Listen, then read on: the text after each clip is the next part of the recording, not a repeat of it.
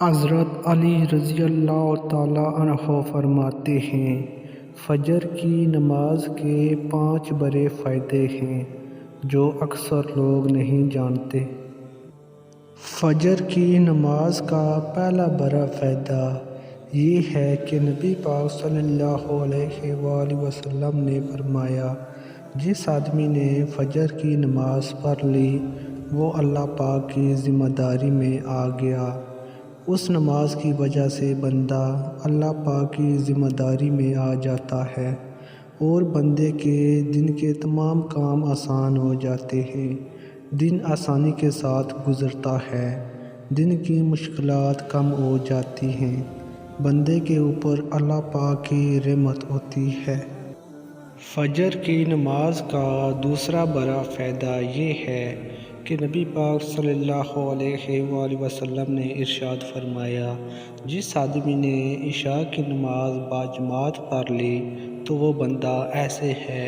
جیسے اس نے آدھی رات نماز پڑھی، اور فرمایا کہ جس آدمی نے فجر کی نماز بھی باجماعت پڑھ لی وہ بندہ ایسے ہے جیسے اس نے ساری رات نماز پڑھی۔ تو کتنی بڑی خوشخبری ہے کہ بندہ رات کو سوئے اور صبح اٹھ کر کچھ وقت کے لیے اللہ پاک کے سامنے کھڑا ہو جائے اور فجر کی نماز پڑھ لے تو اس پہ اللہ پاک کتنا بڑا ثواب دیتا ہے، پوری رات نماز پڑھنے کا ثواب ملتا رہتا ہے۔ فجر کی نماز کا تیسرا بڑا فائدہ یہ ہے کہ نبی پاک صلی اللہ علیہ وآلہ وسلم نے ارشاد فرمایا، فجر کی 2 سنت رکعتیں دنیا اور دنیا میں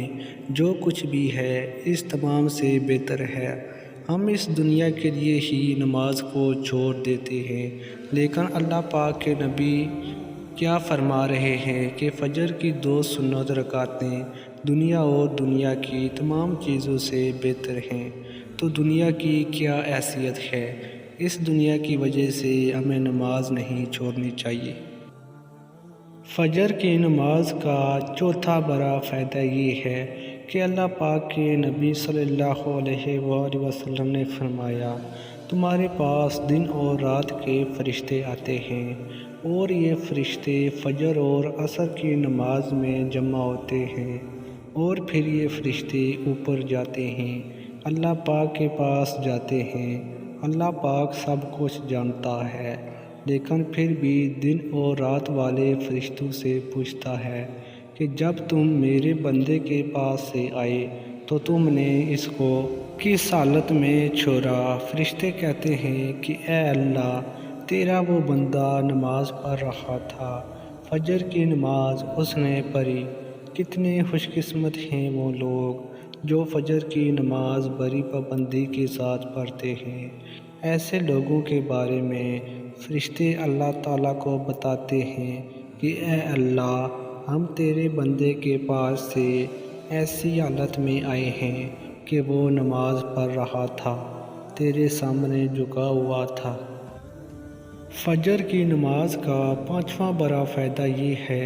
کہ اللہ کے نبی صلی اللہ علیہ وآلہ وسلم نے دعا فرمائی کہ اے اللہ پاک، میری امت کے لیے صبح کے وقت میں برکت دے دیں۔ جن لوگوں کے لیے اللہ کے نبی صلی اللہ علیہ وآلہ وسلم نے برکت کی دعا فرمائی وہ لوگ کتنے ہی خوش قسمت ہیں۔ اگر کوئی مرد یا عورت فجر کی نماز پڑھنے کے بعد اپنا کام شروع کرتا ہے تو اللہ پاک ان کو برکتیں عطا کرتا ہے، اس لیے کہ اللہ کے پیارے نبی صلی اللہ علیہ وآلہ وسلم نے برکت کی دعا فرمائی۔